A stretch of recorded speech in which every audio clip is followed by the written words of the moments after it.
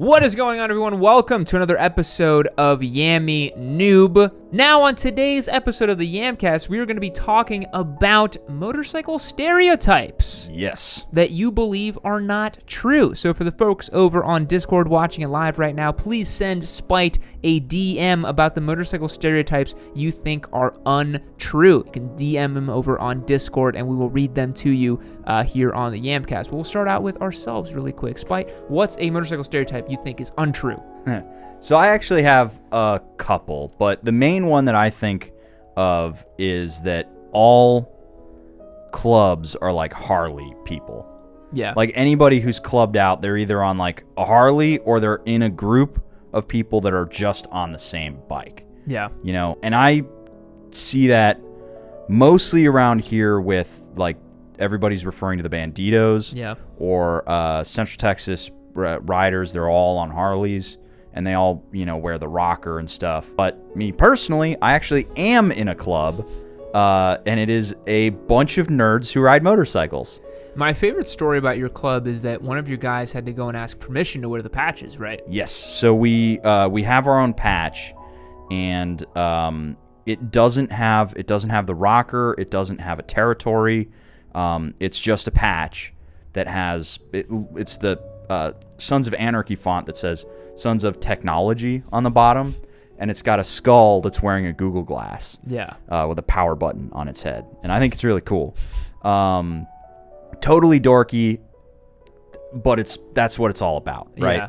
And we could not run that without getting permission from the Banditos because they're the club that runs Texas. Yeah. And you don't incorporate without talking to them. Yeah. So you said that clubs are a little different, or not all Harley guys and stuff, but that to me is a pretty typical stereotype of like, you got to go talk to the club head to make sure you can wear your patch and stuff like that. pretty much, yeah. But I love the idea of like one of your guys like being this kind of nerdy software engineer guy going up and talking to some rugged bandito being like, can we just wear a patch? And he's like, what the fuck are these guys doing? Do whatever you want, you freaking nerd. Get out of here. Yeah, no, it was as far as I know, that it was a couple of the guys that you would expect to see in a Texas, a little bit older, all a bunch of grouchy white dudes. Yeah. That just like riding motorcycles and worked in software sales, more or less. Yeah. And they went and chatted with the Banditos and made sure it was all clear. Yeah. Pretty sure there was whiskey and cigars brought by. Sure. As a peace offering, but... Because what would happen if you did not get permission? I don't want to put words in their mouth, but if you showed up to the wrong spot, they might beat the out of you at the very least.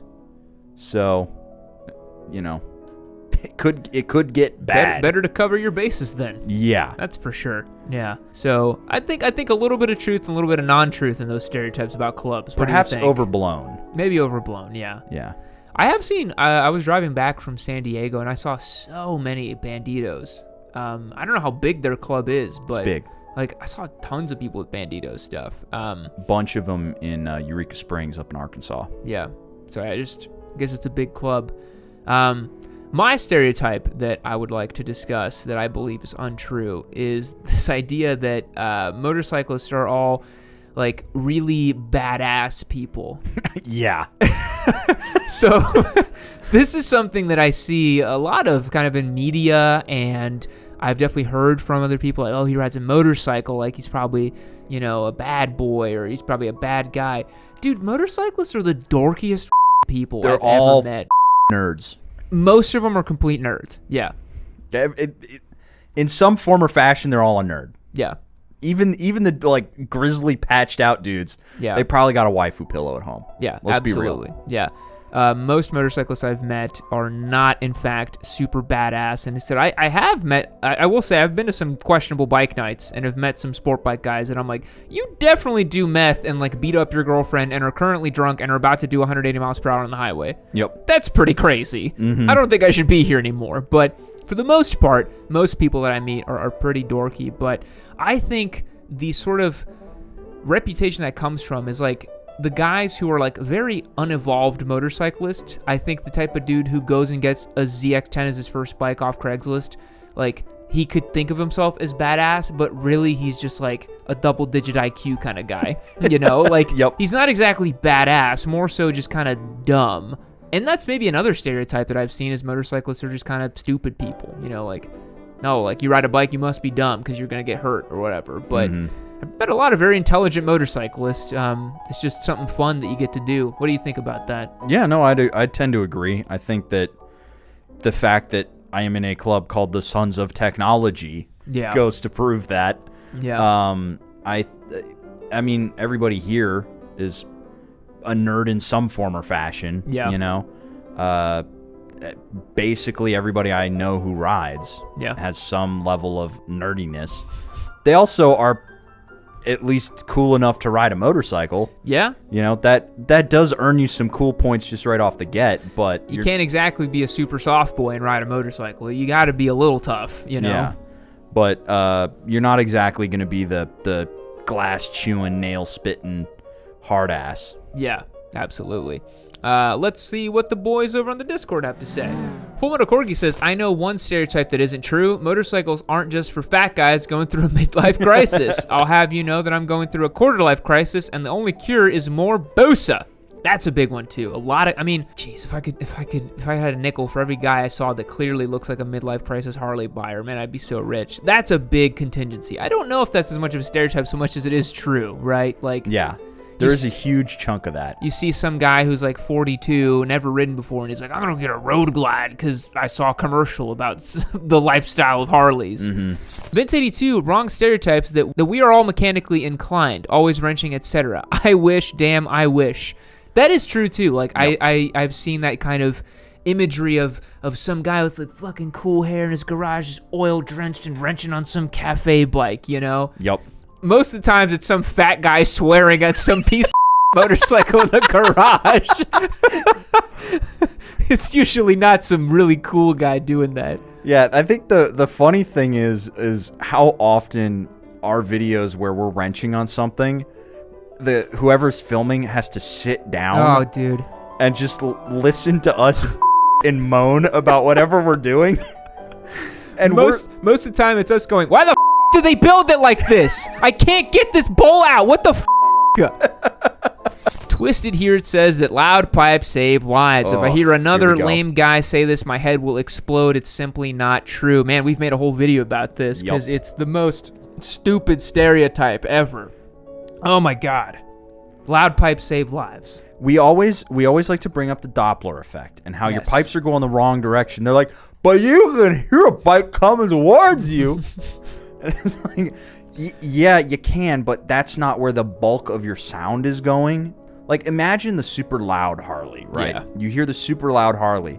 Yeah, it's loud when it's there, but it's ear-splitting when it's there. Yes. You know, and for it to be that loud, if it's loud enough that somebody at the light can hear you coming, imagine how loud it has to be when you're sitting on it. Yeah. Perfect example of this is the other day I was coming in on the Turbo Hayabusa, one of the loudest bikes we have in the shop, and I was coming towards the shop, and you said all you could hear was just turbo whistle. I heard the turbo spool before I heard the exhaust. Yeah. That tells you all you need to know. Yep. Because the turbo's in front of where the pipe is pointing. It's very simple physics. The sound is going the other direction. Honestly, a horn is going to be way more effective than a loud pipe. Yes. Just toot your horn all the time. Yep, 100%. Orcus Pocus says, there are two types of riders, those who have crashed and those who are going to. I don't think it's wrong necessarily, but I think wrecking is generalized as a terrible life-ending thing when really it is up to being an attentive rider. Okay, interesting. So the stereotype is that there's two types of riders, those who crash and those who are going to. Where do you fall on that? I do believe that everybody's going to crash, but I don't believe that everybody's going to crash so hard that they are going to hurt themselves or die. Yeah. You know, I've dropped my KLR like a dozen times at this point. Yeah.